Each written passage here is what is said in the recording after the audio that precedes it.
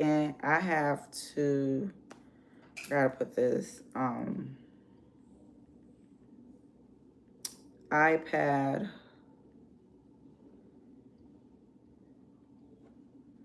on do not disturb.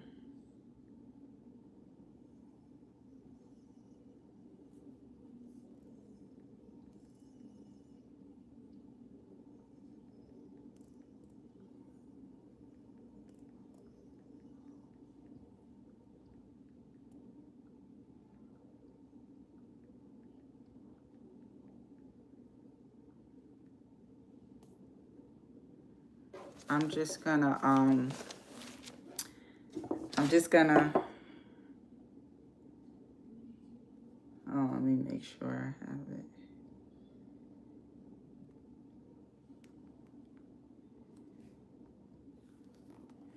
Just want to make sure. Uh-oh. Okay.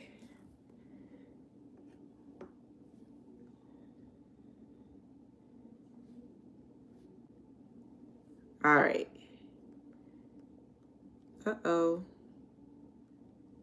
I think I'm all set.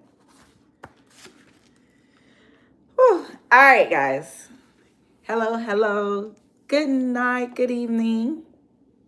Wherever you are from. Tonight's gonna be a really, I gotta put my seat up a little bit. Tonight is gonna be a very good night. And yeah, we're gonna get into it, right? We're gonna get into it.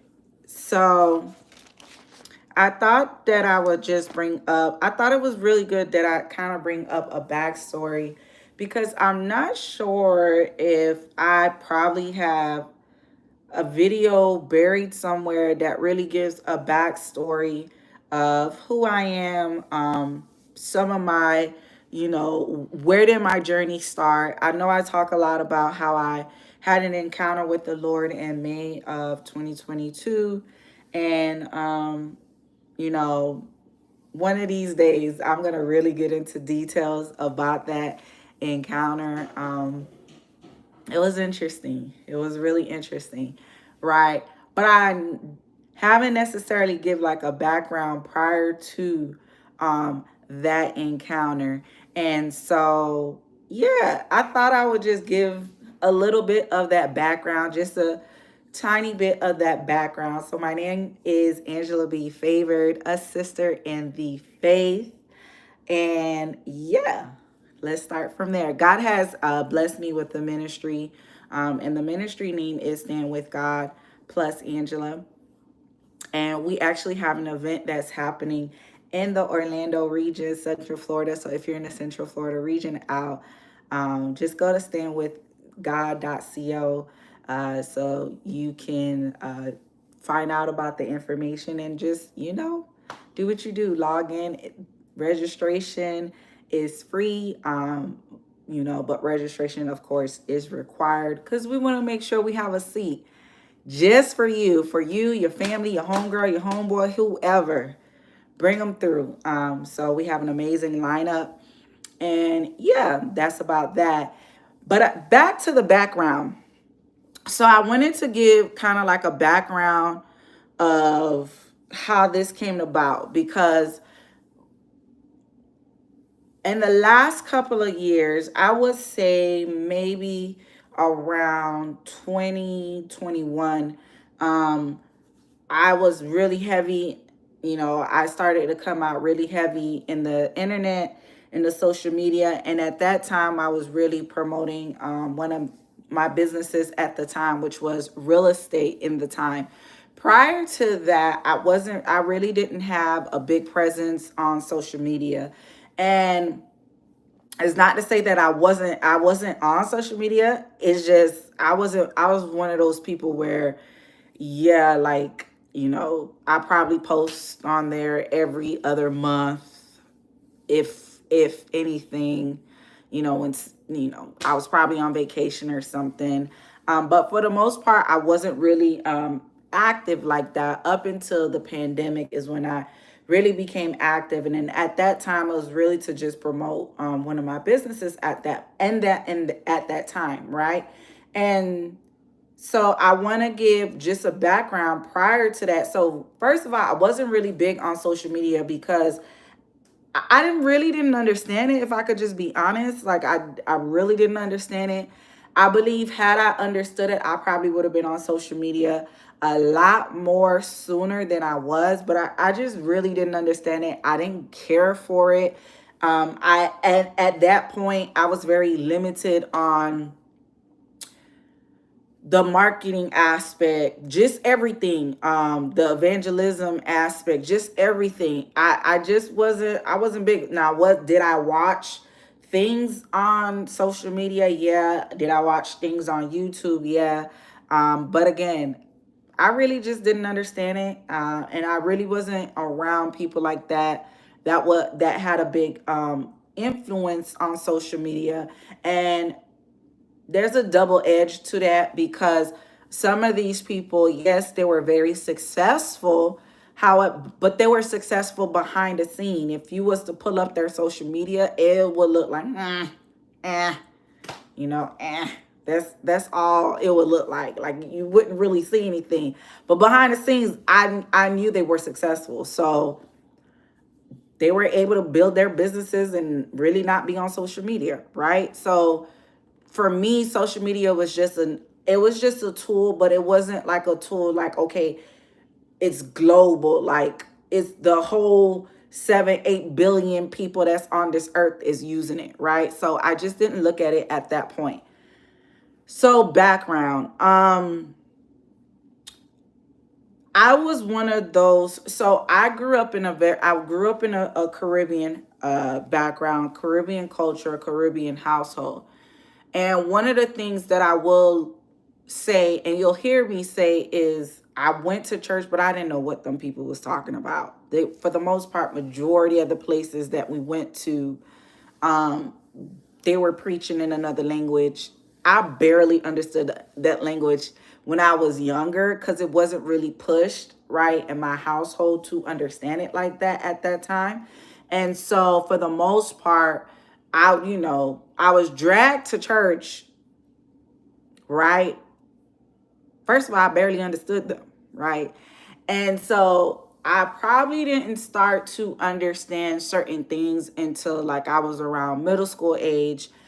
Again, around that time, to me, it was a little bit kind of too late because my mind was already exposed to certain things that I was not really supposed to be exposed to, right? However, it is what it is. I was just exposed to it. And so my environment also didn't make it any better, right? So I grew up, for the most part, where I grew up for my middle school and high school years, it was the hood. It was the hood of the hood. As a matter of fact, I didn't even know I lived in the hood till somebody basically blasted me in high school about it. So because I was so the how my community was set up when I grew up was basically we all did the pretty much the same thing, right? If it wasn't school, it was home, and if it wasn't home, it was church, right? Every so often, yeah, we will probably do like little outgoings, but the outgoings was like, you know, trips to the fairs or trips to the park, but it was always connected to a church. So for the most part, majority of the outings that we did, it was connected to a church activity. So the reason why it was very exciting to go to the church activity is because as a child, you knew that, hey, I may not understand none of the stuff, majority of this stuff these people are talking about in the church, as far as the preaching is preaching. However, I know that there are going to be other kids that's there, other kids that's in my age group that's there, and for the most part they speak English, for the most part. So that's how the community was. So again, for me not to know I was living in the hood, it was I was baffled because the reason why I was baffled because the things that I was seeing in the church or the crack houses we would pass by or the the violence or the just everything that we saw, I'm thinking like, oh, this is normal. Like everywhere in the world is like this. It must be normal. Not normal at all. And I didn't know I was in the hood till I was in high school. And I remember somebody was saying, oh, how were you able to go to this school? And I was just like, well, I'm in this program where if you get, it was something called the Magnet Program. And basically, these were kids that, if they did really, really well in their school academics, they had the opportunity to basically get into like a specialized program in another high school in another city, and they would provide them bus transportation. And so I'm in this other high school in a whole nother city, and we were talking about something. I don't even know how it came about. And they were like, "Oh, well, where are you from?" And I was like, "I'm from such and such." And so, the town where I lived, where I grew up for a majority of my middle school and high school years, they all had nicknames. So I said, so I named the nickname of the town that I was in. And there was like, that's the trenches. That's the hood. And I'm over here comparing it to like what I see on, the couple of times I saw stuff on TV and stuff like that. And I'm like, no, it's not the trenches. It's nothing like Compton. It's nothing like this. It's nothing.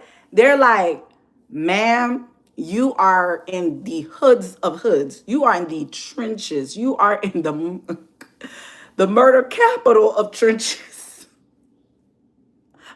Compared to like other cities, right? That was in my territory of South Florida. And I was just like, what? Couldn't believe it. Couldn't believe it. And so that's just to give you a background of certain things. So once I found that out, it kind of opened my eyes, right? And then it started to make sense, like why I saw certain things. You walking home, you saw certain things. You walking past a corner store, you saw certain things. You see certain fights, or you see certain neighbors and how they're acting and the things that they're doing. You see, like when everybody was having, certain holidays. For instance, Halloween, we were not.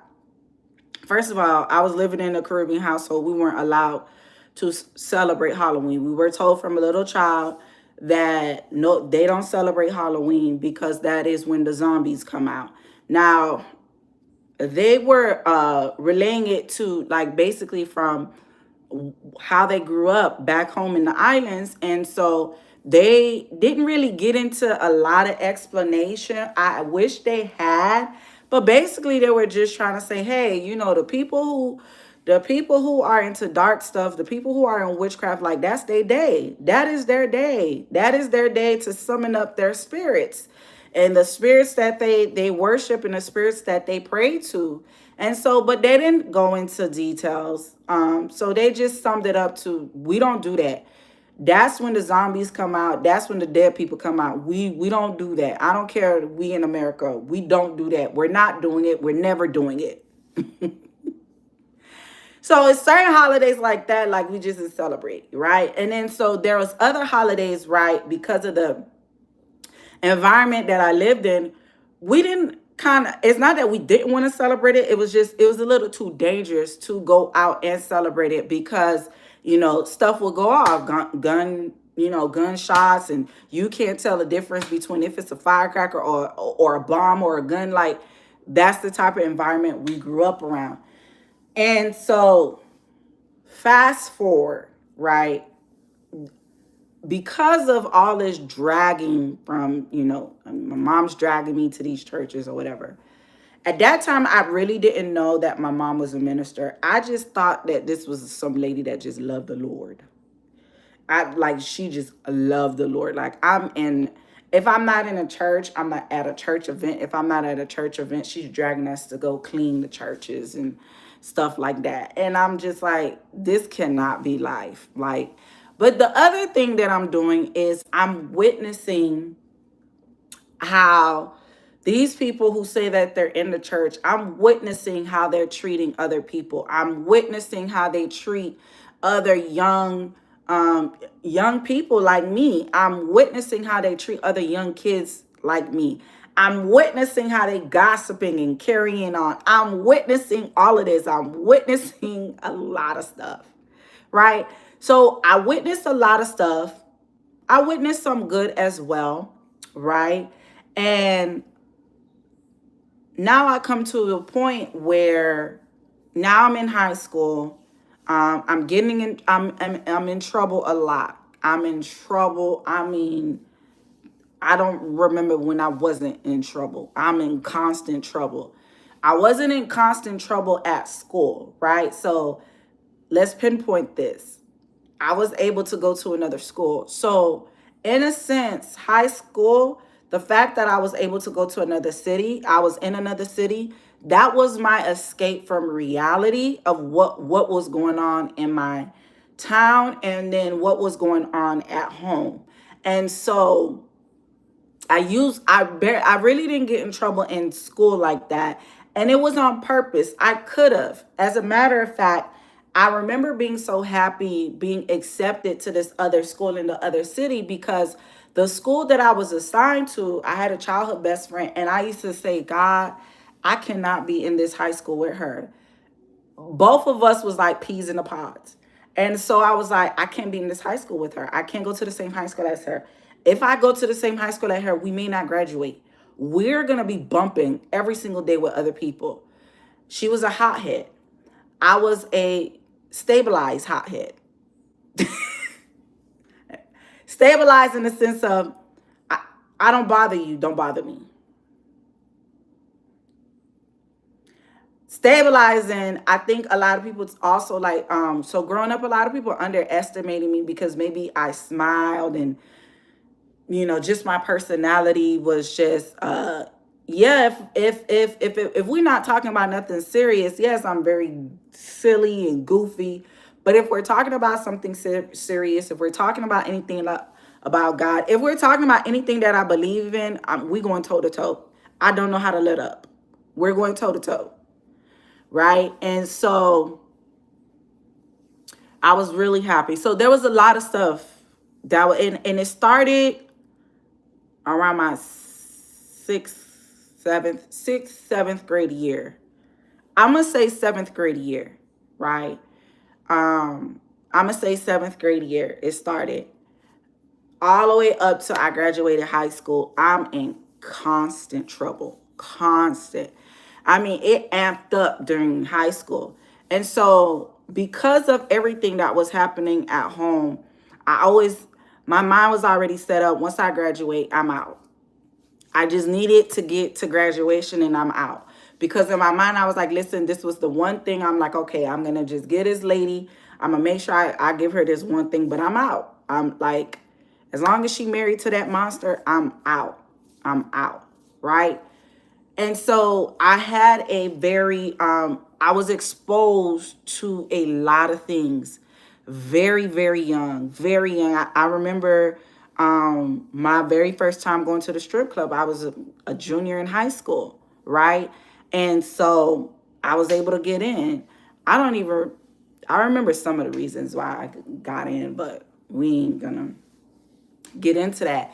And so because of that, I was exposed to a lot very young, very early.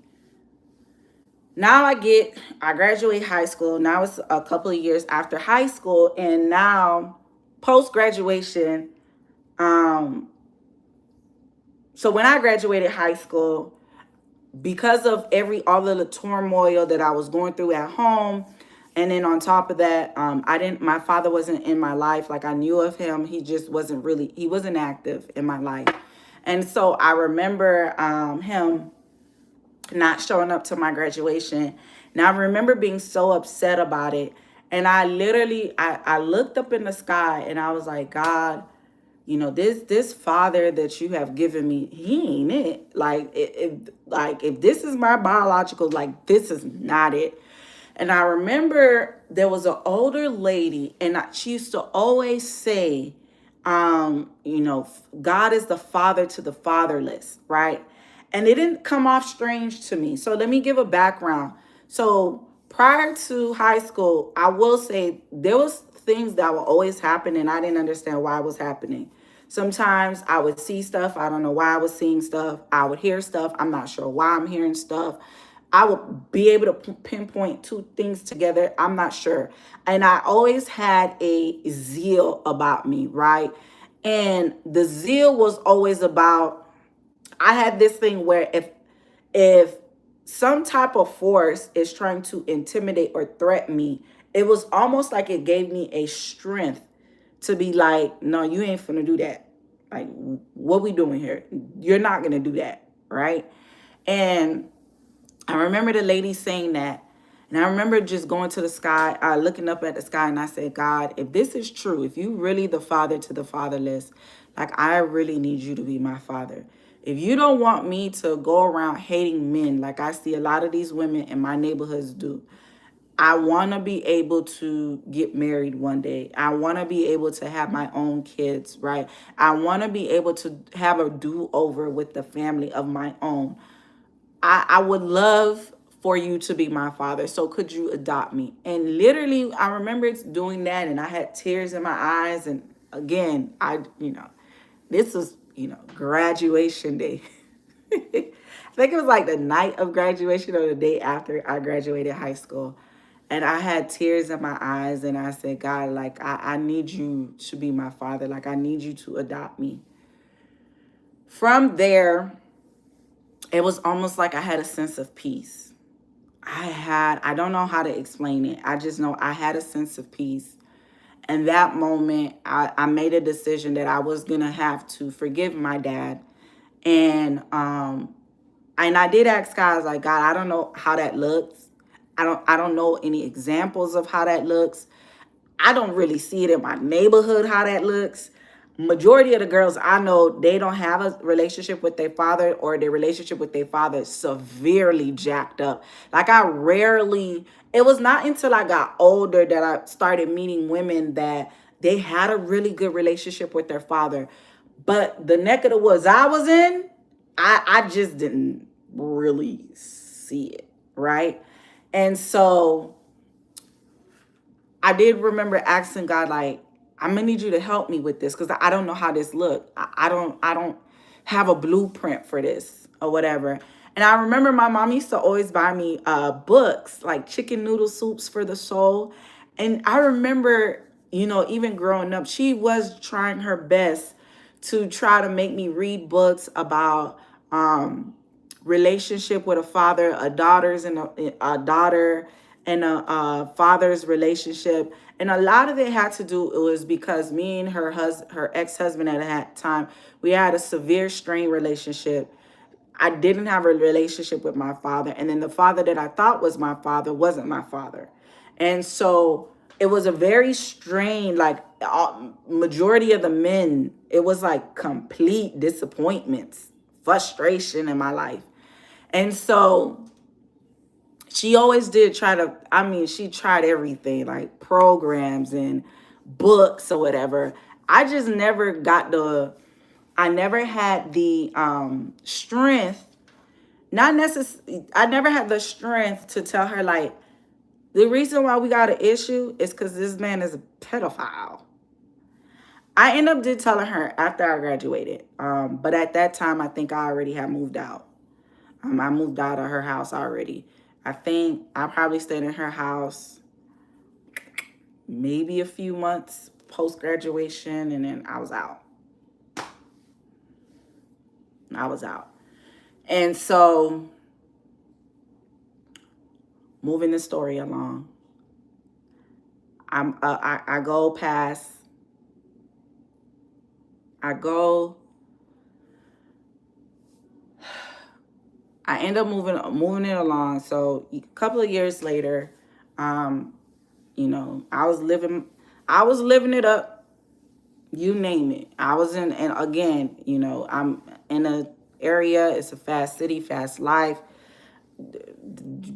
Everybody is dating a drug dealer, scammer, dope dealer. Somebody's in the street. Somebody's in the street. It's rare to find someone not in the street. Everybody in the street. Everybody doing something. Everybody in the street. Everybody dating somebody in the street. Like, that was the normal. That was the blue collar jobs. drug dealing, scamming, a hitter, or all the other trades in that crimeville, right? And so, of course, I got my own spot. I'm with my boyfriend at the time, and we living it up. We living it up. So a couple of years after, after I graduate, I remember, I don't remember how many years or whatever, but I end up just being kind of like uneasy about life. And I think one of the things that sparked it was because I wanted to go to college, and I didn't go away to college because I didn't want to leave my siblings, right? I didn't want to leave my siblings. And that was always one of my excuses. Like, I didn't want to leave my siblings and this, that, and the third. And I really didn't get scholarships, to go out of the city where I was at. And I was just like, nah, I'm not, I'm just not going to do it or whatever. And I remember I got into a point where I was very uneasy. Like, I was irritated. Now, I have to give y'all background to this. It's not that I couldn't get what I want, or I couldn't go out, or I was just unsettled, uneasy. I was just super uneasy about life. And I couldn't shake it. Like, at this point, going to the clubs was irritating. It was starting to get irritating. Going to the strip clubs, it was starting to get irritating. Just hanging out, it just started to ruffle me, because I was just like, there gotta be more to life than this. Now, from the time I was a little girl, I always imagined and dream of traveling. And the only reason why I was even exposed to traveling and like just the bigger things in life. So my mom was an entrepreneur, right? And she was an entrepreneur. She had a job, but she was trying to transition into like full-time entrepreneurship. And I remember her going to conferences and me hearing like some of these things and some of these people, and they're talking about they've traveled and this, that, and the third. And I was exposed to that as a young girl. And so to me, like, it opened up my eyes, because I didn't hear about that at the schools I went to. I didn't hear about that in the neighborhood I went to. Shoot, I didn't even hear it at the church that she was dragging me to. I never heard of that. The only time I heard of like traveling and people can be a millionaire, or people can get into certain galas or to certain events, and or have some influence in the political sphere, was the fact that she brought me to these conferences. And so because of that, it opened my eyes, like, man, there gotta be more to life than this. So here it is, it's a couple years after post-graduation high school, and I'm like, God, there gotta be more to life than me just hanging around all these people that I'm hanging around, all these people that's in the streets. There gotta be more to people just gossiping, and people, oh, who had the bigger section, and who had the bigger dome, and who gonna drop a wall, and who's gonna do this, and who's gonna do that. And I'm talking about walls are the gold teeth. So South Florida, they call them walls, right? I don't know if they changed the lingo, but back then they call them dropping the wall. So, you get the 24 karat, you get the top and the bottom. You can't just do one. You got to do the whole thing. Go in or go big or go home. That's how they work. And so I'm like, man, I'm around all of this stuff. And yeah, in the beginning, it feels good. But then after a while, it's like, then people was always getting picked up. And then I realized the girlfriends get picked up too. Now, I used to think like, no, the girlfriends get picked up too. So I'm like, no, God, there gotta be more to life than this. Like, this cannot only be my life. And I kept in contact. Like, I had one of my best friends now. She went off to college. Like, she was from the neck of the woods I was from, right? Like on the other side of town. But she went off to college. And I always stayed in contact with her. And I remember even one time she was trying to get me to go up there, and like it just wasn't working out. But I always stayed in contact with her. And even that kind of pushed me, because I'm like, bro, she's making it away. Yeah, I know she's struggling in college or whatever the case may be, but because even the full ride scholarship guys, they don't pay for, like, they just pay for academics and stuff. They don't pay, they don't include like boarding, housing, and certain other things. Like, they don't tell these people, like, especially, I cannot stand it. Especially they parade around these hoods, parade around these predominantly minority, these minority neighborhoods, these minority high schools, these black high schools. They parade, they push, they push, they push college, college, college. You don't never hear them push entrepreneurship. And then they pretty much withhold how a full ride scholarship does not mean you still not gonna have expenses. You still may have expenses. And so that kind of pushed me too, was the fact that, like, bro, like, she's doing it. She's finding a way, even though, like, she's kind of struggling, but she's finding a way. And so that is what led me, guys, to open up my Bible. And I remember just going to the Bible, and it landed on Abraham when he was leaving his father's house, when God had told him to leave his father's house. And he had a land. He was going to send him to a land that was full of milk and honey. And I remember just closing the book like, oh, no, I know you lying, God. You ain't telling me to leave my... Can y'all see the nonsense? Like, you tell God, I'm asking God do a new thing. He tells me something, but it's uncomfortable. It's not what I was expecting. It's not what I was not expecting that. I didn't think God would be saying that. And I remember saying, okay, God, I'm young. I don't want to misinterpret what you're saying. God, I need you to confirm it to me. And sure enough, God confirmed it. I think that week, the week after, the week after, the week after. Just in like different ways. And so I said, all right, God, fine, cool. I'm going to move. I end up moving. And again, remember, I went to church, but I'm not church. I don't know politics of church. I didn't even know there was different denominations. I don't know a lot of things. All I know is I come from a Caribbean background. I'm from a Caribbean household. The church that I've seen is limited to the community of churches like we've been a part of. Now, I'm a little bit more kind of like, I've been exposed to a little bit more different things, but I didn't know, like, growing up, I didn't know it was called denominations. I just thought, well, these are just different churches and they believe in different things. Literally, that's what I thought it was. I didn't know that it was called denomination. So growing up, I knew of Baptists. I knew of, I think it's I believe it's called Church of God, I believe. Non-denominational, Seventh-day Adventist, Jehovah Witness. And not to say that I was a part of it. It's just I was around it because of family members. We was around during the summertime.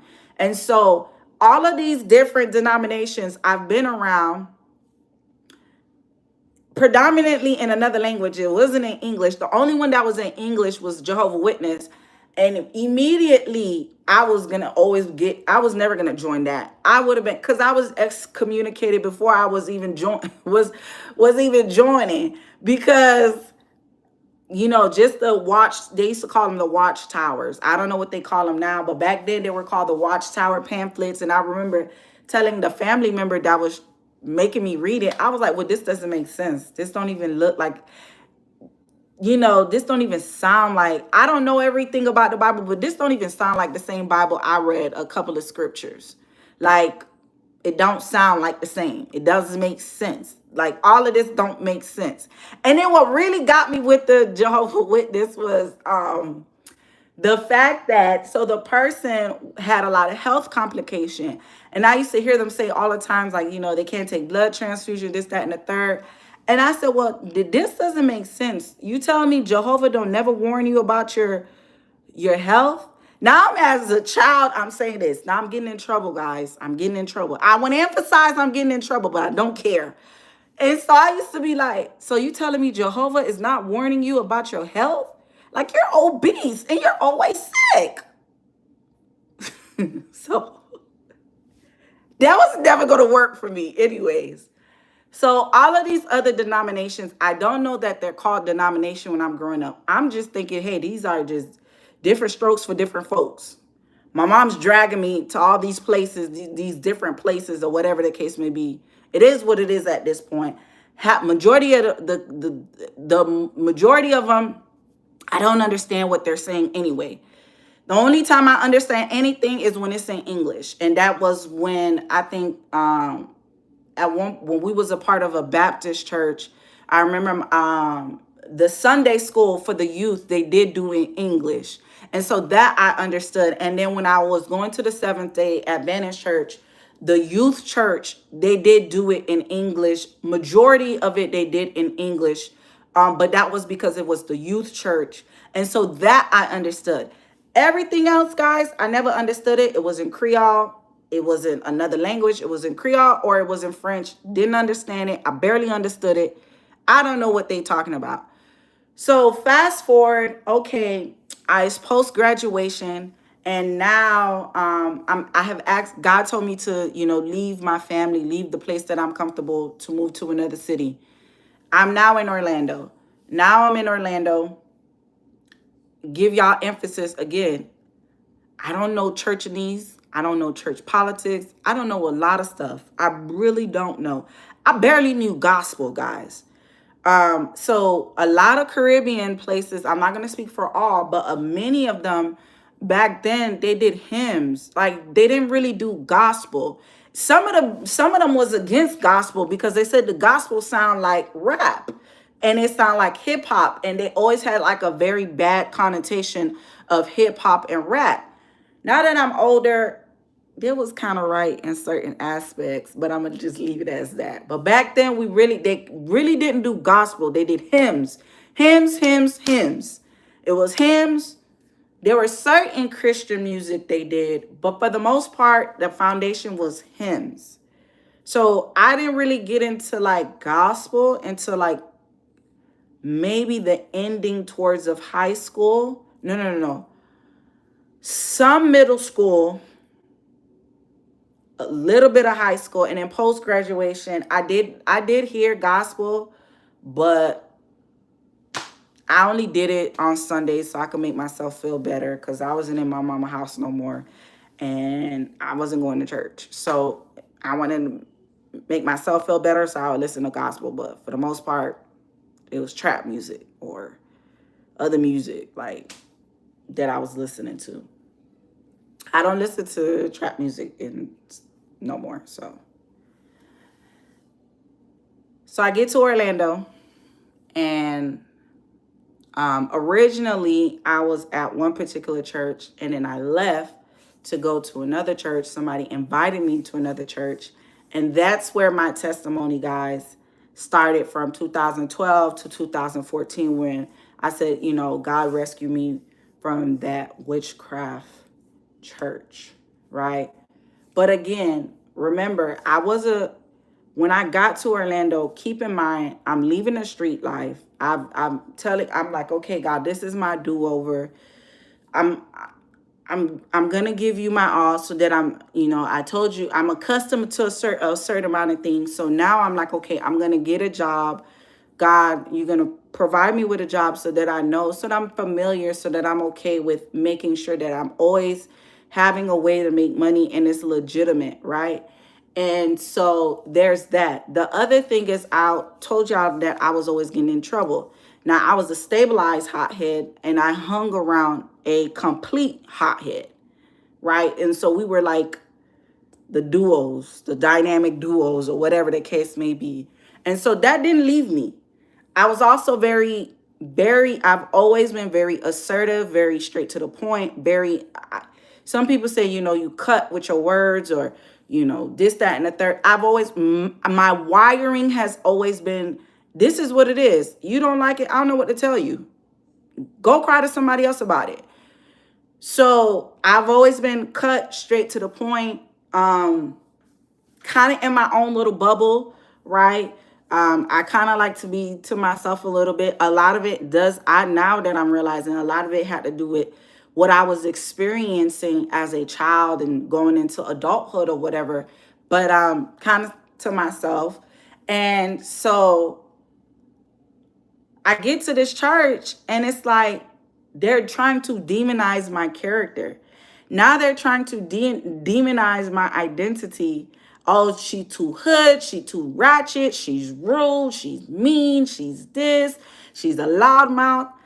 By the way, if a person say they from the Caribbean or if they're African, by nature they're loud. I don't know how to tone it down. I really don't know how to tone it. I've tried. I've tried. I think the only people that could top us is white people because I worked around a lot of white people and boy are they loud. Like they could be in a room and like and some of them don't even know how to read the room. Like my goodness, read the room. My goodness, there's a microphone on your voice. And so, yeah. And so now I'm getting demonized for my character. This is a first. So I'm like, oh man, like that must mean that I really didn't give my life to Christ. I'm I'm going through it, guys. On top of, I didn't know there was church politics. Now, growing up, I would hear my mom talk about the politics, but again, I'm thinking like, no, surely this is just for this culture. This culture is backwards. They are backwards when it comes to the things of God. Nope. It wasn't only them. It was just a different stroke, different language, different mechanism. And so I, guys, I went through it because what I didn't realize is, again, remember how I said that I had a lot of issues. My mom was married to a monster. And so we was always beefing. And one of the things that he utilized that I think it's pure wickedness mixed with Jezebel, mixed with witchcraft. And so what he would do is every time he thought that I would go tell my mom, like, hey, this is what this guy is doing, and he's supposed to be your husband, this, that, and the third, he will always try to get ahead of the narrative. This man played art of war on me, and I'm a child. I don't know these things. They're not teaching manipulation tactics. They're not teaching all of this stuff in school. So he's playing this out on me. He's a full grown adult. And to make matters worse, he used to be a captain in the military from the country he was from. He used to be a captain. So he is using full military tactics on me as a young child, so that I don't say to my mom what's really going on. And so one of the things why it was full force against me, because if you look at the studies, most people who are raped, most people who are molested, most people who are physically abused or spiritually abused, they usually don't speak up. So here I am, a child. He's trying to threaten and intimidate me so that I don't tell my mom, like, hey, he touched me inappropriately. He didn't go full throttle, but he's touched me inappropriately a couple of times. But he does want to go full throttle. And I didn't realize that the enemy usually silenced those people. And because I wasn't silent, because me talking back, because me going blow for blow with him, because and it was altar versus altar constantly in that home. My mom couldn't see anything. The lady was bewitched. Because of that, he did he did mind games. He tried to do psychological dark mind games.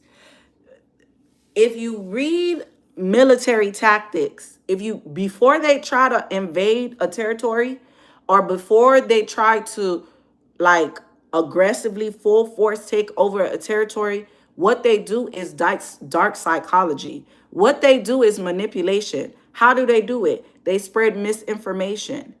They try to cut off their food supply. They try to cut off their resources. They try to do everything. Y'all need to start paying attention, because a lot of this stuff of what has happened before a full war has broke out, you got to look at what led to it. And so what he did was everything before a full war breaks out.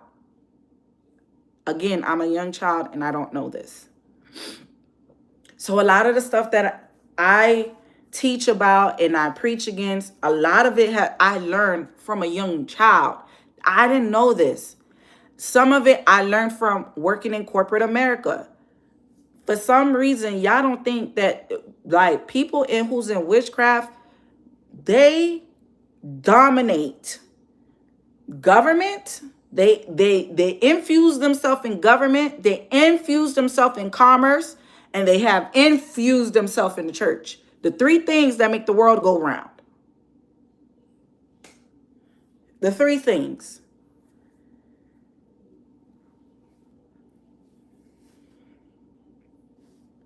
So yeah, granted, I was the one that I bucked back. When I moved to Orlando, I had got a strong rebuke and a warning from the Lord that I couldn't just go around and put my hands on people. That I would get in severe, if I did do that, that I would get in severe trouble that I may not be able to erase. Something happened and I got a strong rebuke from the Lord in regards to that. So you got to understand, when I moved to Orlando, like my mindset was like, I really got to do things the way that I'm supposed to do things. You got to understand that God was like, if you don't start caring about life, you're going to end up somewhere where you may not be able to get out. And so when I moved to Orlando, I was in such a vulnerable type way. And I'm thinking, oh, wow, I'm in my church. I'm in my community. I left in 2014. I searched and searched and searched and searched and searched for a church. And I think I stopped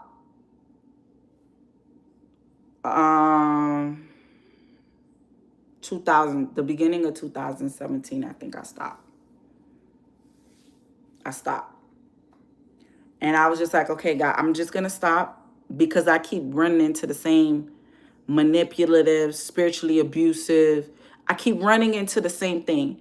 But the problem was, I didn't allow God to remove that. I had an attraction. There was a scent in the realms of the spirit that I kept getting attracted to. And so, of course, yeah, you can't find a healthy church, because you didn't even heal from the unhealth, the toxic. You didn't even heal from that.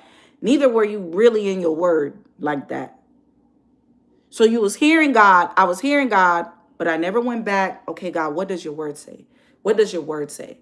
I would read it a little bit and then I would stop. I would read it a little bit and then I would stop. So I started to care about getting back into a congregation.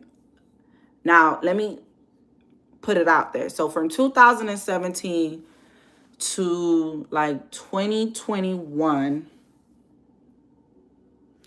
I would visit places. I would just visit here and there. I didn't start to get like real serious into the early parts of 2021 is when I was like, okay, let me get back around in a church building. Not to say that I didn't have a community. I did have a community of people. I knew some people. Some people were not supposed to be there. Some people were supposed to be there. So I leave it as that. And so it's not like I was just lonely, just thugging it out here, right? No. So 2021, I was like, okay, I'm going to give it a try again. I'm going to get back into a building. Lo and behold, I saw the system of the church in America for the first time. In America. The system. So there's church, there's the Church of Jesus Christ. And then in the Church of Jesus Christ, there is a little system. It's not of God. But because it's been around for decades, people have gotten, they can't even smell it. They can't even sense it. They don't even see it. The ones that do see it is the people who were not in the system. I wasn't in the system. And so at first when I saw it, I was just like, huh. But I was like, oh, let me just give it a try, I don't want to be too forthcoming, I don't want to be this, that, and the third. I haven't been in the building for a long time. I don't know everything. I'ma just blame it on I don't know everything. Real quick. It didn't even last that. It lasted a couple of months. And I saw it all. From big platforms that y'all see on TV, that y'all see on YouTube, that y'all see on social media, to small platforms. I saw it all. Finally, I was just like, I washed my hands. I'm not with this junk. So then finally, I said, okay, God. I went back to what I know best. All right, God, I handed this part of my area. I handed this part of my life to you, and I let you guide me, and you have guided me on the right path. I need you to guide me to the right church for the season that I'm in. Why did I say that? The reason why I say that is because for some odd reason, people think that they're supposed to, wherever they go to church, they're supposed to be there forever and ever and ever. It may be true for some people, and that's a few percentage.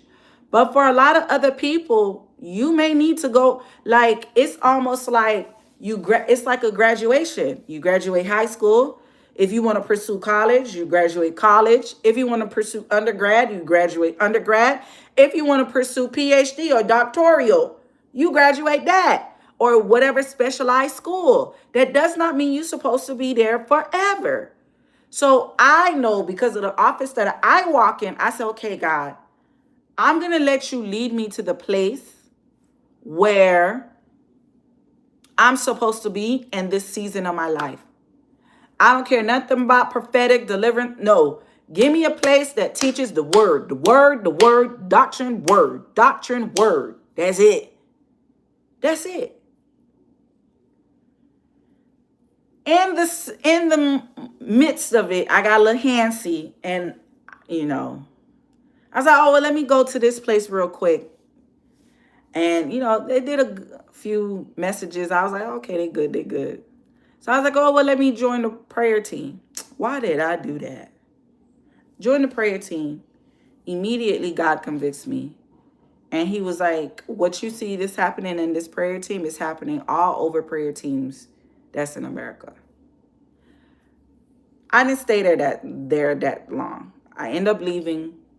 I end up going back to God to say, okay, God, I'm sorry for everything. And eventually he led me to a place. And it was finally, I found a healthy place, right? A healthy, because it was in this region, I was just like, is there any healthy places?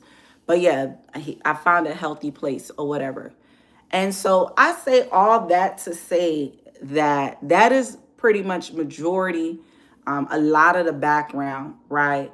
Of course, there's certain parts that I kind of remove, but that's a lot of the background of what you see today.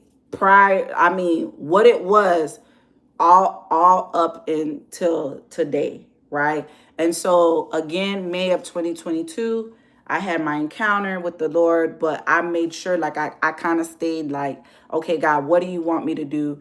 And then after the encounter, I had a love, like prior to that, like I said, I used to just read the word and I'll step out, read the word, step out, read the word. But after my encounter, I had a love, like I started studying more, loving to study, right? I started asking God, hey, what is my assignment? I'm not going to disobey you anymore. Like, what is my assignment? What do you want me to talk about? And a lot of what God brought me through or brought me from, again, that is part of my assignment. That is why I'm heavily against corrupt systems. Because if I would have been like a lot of other people who get molested, who get raped, who get abused, I would be silent about everything. Why do you think there's so much silence? And it's not only the church. There's other system, they thrive on silence. And what people don't understand is the enemy thrives on silence, because if he could get one person to be silent, eventually he know he could get a generation to be silent. And what is his end goal? To make sure that that stronghold, that wickedness flows from generation to generation to generation to generation, and it keeps a generation, a bloodline, a family lineage bondage, bondage, bondage, because nobody don't want to speak up. Everyone was taught to be silent. Now, I'm not sure why I spoke up even as a little girl against everything. Again, it was already a part of my wiring. I also believe it's because of how I was conceived. I'm a product of rape. Most people who are a product of rape, you see certain characteristics in them and certain traits in them, but God made sure that his hand was on me, that I was the complete opposite. The complete opposite. As a matter of fact, even before I was born, like when I was in my mother's womb, there's a situation of her college dorm roommates advocating, going against the university, because again, around the time when she got pregnant with me, it was a taboo. It was a taboo for a woman to be pregnant on the dorms. You were supposed to get kicked out. The university wanted to kick my mom out. As a matter of fact, I think they sent the thing to kick her out. They also wanted to keep quiet that a rape happened on campus. That is bad publicity. This was a prestigious university. That was very bad publicity.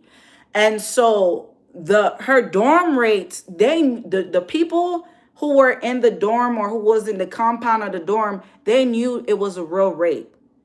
It wasn't it was not, my mom didn't go to the police about it. I think she just went to the school people about it, or the people that was in her dorm. To give you context, I believe the reason why she didn't go, because one, she was an immigrant girl. Back then, it was taboo to be immigrant. So what y'all see right now happening in the news is beyond me. Because if you ask the real immigrants from the 70s, the 80s, and the 90s, they'll tell you it was not welcome. It was not, especially if you was black. It was not welcomed whatsoever to be an immigrant. So she was an immigrant girl that was pregnant, and she was pregnant by rape. Her culture, where she came from, they don't acknowledge rape. So my mom is Haitian, and in the Haitian community, they don't acknowledge rape. They don't acknowledge molestation. They also don't acknowledge pedophilia. So this is the reason why I'm so against, and I will forever speak up against abuse, because it thrives, and y'all don't see the large scale impact of how it takes down destinies, generation, bloodline, and lineages. So she comes from a culture where they don't acknowledge that. It doesn't exist to them. So she didn't go to the cops. I believe also she didn't go to the cops because, again, she's an immigrant girl. I don't know if she knows she could go to the cops. I don't know if she can go to the cops. She was also excommunicated from her family. Again, she comes from a culture, they don't acknowledge that.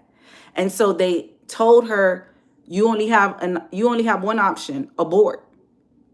And if you don't abort, we're going to cut off our finances from paying your school fees, and you're also going to get kicked out. So now when school is out and you can't be in the dorm no more, baby, you're going to be on the streets because you can't come to our house. And so when I hear of her college people that was in her dorm that advocated for her not to get kicked out, I think, until um, after she had me. I believe the deal was until after she had me. Then she would need to find something off campus. To see that, to see a person, people that rise up to say, no, we're taking a stand. We won't allow you to do this. This was not her fault. She was truly raped, regardless if y'all trying to keep things hush hush because y'all prestigious university and y'all don't want bad publicity. Never mind that it's an immigrant girl. So when you see stuff like that, I know why. All my life, I just didn't have it in me to stay quiet. I didn't have it in me to just be fearful about stuff. Did I go through seasons where I was silent? Yes, because sometimes you get to a season where you're just like, I'm done. Like it seemed like every time I open up my mouth, I'm not accepted, I'm rejected, or I'm shunned. So I went through that season. Again, I was young when I went through these seasons. But then when I realized, like, no, God gave me a voice for a reason, and all of the rejection from family, all of the rejection from certain things, all of the non-acceptance, it was training for such a time as this. So all of my training that I got to be okay not being accepted, to be okay to be rejected, to not fear the faces of men, to not be a butt kisser. I cannot stand butt kissers, but not pleasing people and their feelings and their emotion, I was taught that way before the church. Way before it. Way before it. So this is what I mean by your past doesn't necessarily shapes you. God shapes you. And you got to understand that sometimes the things that happening for your past, it is all for your good. Now, some of it could we if we could turn things around, yeah, we wouldn't want those things. But at the same time, at the end of the day, God will always make sure that he finds the appointed time to show you different things, like connect the dots in your past to say, hey, I was shaping you. I was wiring you. I was designing you for such a time as this.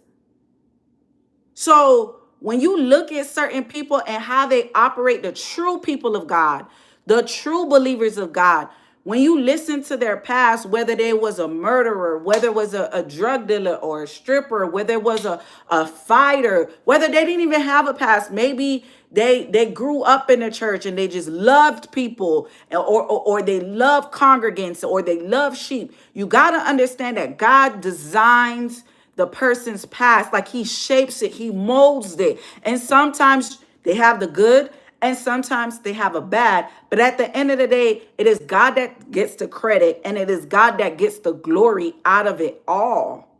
Out of it all. So when God told me the office that I walk in, I was not shocked. I think I was more hesitant with it because it was like, well, I see all these examples. They don't look like what you've been telling me to do. And it was not until what I got into the word. I also want to put it out there. Not everybody is called to the fivefold. Some people are just called to be a mother, and there's nothing wrong with that. Some people are called to just be a wife. There's nothing wrong with that. If you are on your job and you're the best, if you are a supervisor and you're the best, if you are a manager and you're the best, whatever vocation that you have, if you are the best, and God has strategically given you wisdom, given you strategic measures, your gift, it flourish in what you do. That is fine. That is still a ministry. Y'all have let these people, these goons out here, these goofs out here, make it seem like the ministry is only in the building. It is a lie. If you are a baker, how is that not a ministry? We got too much people doing love spells and foods. We need Christian bakers. If you're a person that do hair, that's a ministry. If you're a person that you build, you're a construction person, that is a ministry. If you're an entrepreneur, that's a ministry. That's some sort of ministry. We need entrepreneurs. Matter of fact, we need more entrepreneurs that are blood-bought believers that will not be bribed by the system, that will not be bribed by the government, that can promote and they can finance the kingdom of God. Everything works out. God shapes it all. So I wanted to give a background of some parts of my testimony. My real testimony is what happened in May of 2022. I will say it one day soon. It's going to be amazing. It's going to be amazing. Anyways, I'm going to stop here. If you are in the Central Florida region, Tampa, Lakeland, Sarasota, not Gainesville, but I mean, if you are from Gainesville, slide through. But what's the other places? Winter Haven, Polk County, Orlando, Kissimmee, Lake Mary, Sanford, Titusville. I'm going to be live with some other amazing people. July 25th in Orlando. July 25th in Orlando. It starts at 7 p.m. Go to standwithgod.co, standwithgod.co to register for the event. It is free, absolutely free. Registration is required because I just want to make sure I have a seat for you. I want to make sure I got a seat for you, for your homies, for whoever. If they're a knucklehead, bring them. They haven't been in church for a long time, bring them. They don't believe in church no more, bring them.